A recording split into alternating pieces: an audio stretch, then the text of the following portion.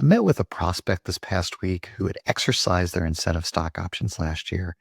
And when they had talked to their previous tax return professional and told them about the activity, the tax professional said, "Yeah, I don't think you need to worry about that for your taxes for this year."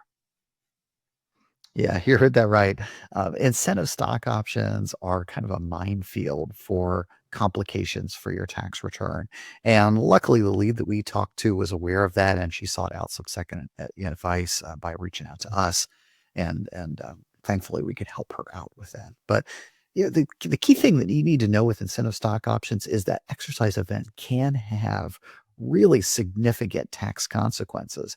And it seems kind of counterintuitive, right? If you're just exercising the shares, hey, what's the big deal? I didn't sell those shares. Why would there be a tax consequence to that?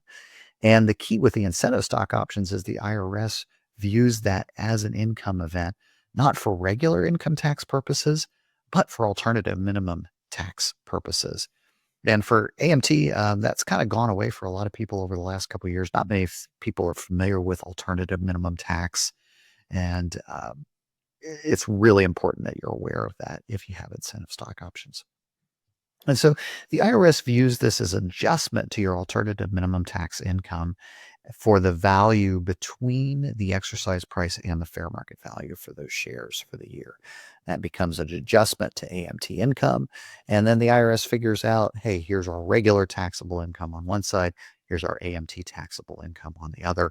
Let's compare the two, and you get hit with whatever the higher number is of those two items. And so if you have a significant incentive stock option exercise during the year, and especially if it had a significant difference in price between what you exercised it for and what the fair market value is, it's not uncommon to have alternative minimum tax due.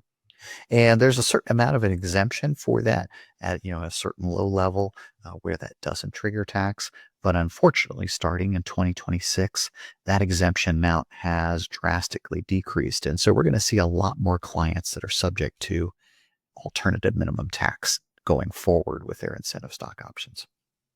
So if you're looking to build a proactive plan to help handle your incentive stock options, just make sure to, today's message, make sure that your tax professional is aware of the nuances of incentive stock options, because not all CPAs and tax professionals understand that.